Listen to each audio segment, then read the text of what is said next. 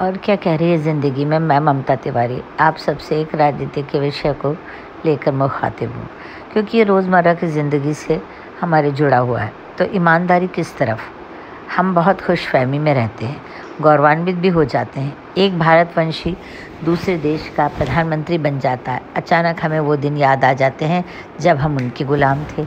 सच कहना, दिल पे हाथ रख के, कुछ लोगों को आर्थिक राजनीतिक मुद्दों से क्या लेना देना। वो सिर्फ इसलिए खुश हैं कि बंदा भारतवंशी है और अपने पूर्वजों के देश का बदला लेगा, हमारा सिर ऊंचा कर दिया, वगैरह वगैरह। जी हाँ, मैं श्री ऋषि सुनक जी की बात कर रही हूँ। हम क्यों इस विषय में बात करें, आखिर हम आम जनता को इस विषय से बस इतना लेना देना है कि वो भारतवंशी हैं और उन्हें भारत के बारे में विशेष रूप से सोचना चाहिए। हम लोग दरअसल बहुत जजमेंटल हैं, पर बात सोचने की है। हमारे मित्रों रिश्तेदारों के बच्चे यूके में हैं, उनकी राजनीतिक और आर्थिक स्थिति का पालनहार अगर बदलता है तो हमारे बच्चों के भविष्य, उनकी सिटीजनशिप, वीज़ा पे भी असर पड़ता है। सर्वप्रथम हमें ये नहीं भूलना चाहिए कि ऋषि सुनक अपनी ही पार्टी के मतभेद में उलझे हुए हैं। दूसरी बात, उनके पास सिर्फ 2 साल हैं अपने आप को साबित करने के लिए। तीसरी बात, आर्थिक मंदी में डूबा देश उनसे चमत्कार की उम्मीद कर रहा है। चौथा संघर्ष जिस पे हम गौरवान्वित हैं, भारतवंशी होने का। सुनक के लिए सबसे कम उम्र के एशियाई मूल के व्यक्ति को ब्रिटेन के प्रति खुद को लॉयल सिद्ध करना है। एकदम से मैदान में कूदकर वो भारत के पक्ष में नियम नहीं बना सकते, क्योंकि पहले ही वीज़ा ख़त्म होने की अवधि के बाद सबसे ज़्यादा भारतीय गैर कानूनी तरीके से ब्रिटेन में रह रहे हैं। और सुनक ने रवांडा आव्रजन नीति का फेवर भी कर दिया है।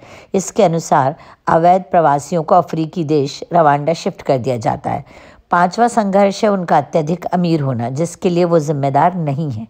उनकी पत्नी अक्षता इन्फोसिस के चेयरमैन नारायण मूर्ति की पुत्री हैं, जिनकी निजी दौलत 4.5 अरब डॉलर है। इसके साथ ही दोनों की संपत्ति 81 करोड़ डॉलर है, जो ब्रिटिश शाही परिवार से काफ़ी बढ़कर है।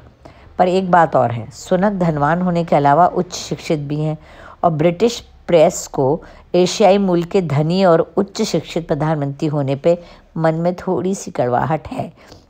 इसलिए हमें स्वार्थी ना होकर उस व्यक्ति के बारे में सोचना चाहिए जो अपनी काबिलियत से इस मकाम पे पहुंचा है, भारतवंशी नहीं। इस वक्त ऋषि अपने देश के प्रति वफादार प्रधानमंत्री बन के दिखाना चाहते हैं। हम उनकी विदेश नीति में आते हैं, पहले उन्हें अपनी घरेलू नीति पे काम करना होगा।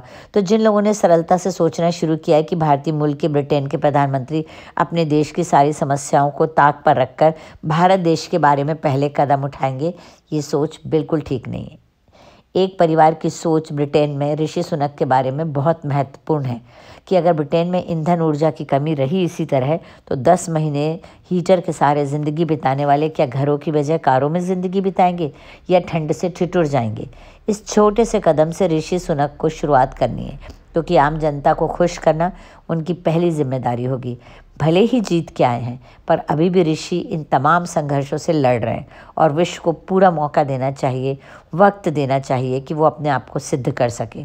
उनकी आलोचना उनका मनोबल कम कर सकती है। उनका एक भी गलत कदम उन्हें आसानी से माफ़ नहीं कर सकता, क्योंकि वे एशियाई मूल के धनी, शिक्षित, विपरीत परिस्थितियों में बने प्रधानमंत्री हैं। भारत को ऋषि सुनक पर एतबार है, गर्व है। अपनी योग्यता से शिखर पर पहुंचने के लिए ऋषि सुनक को बहुत बहुत बधाई।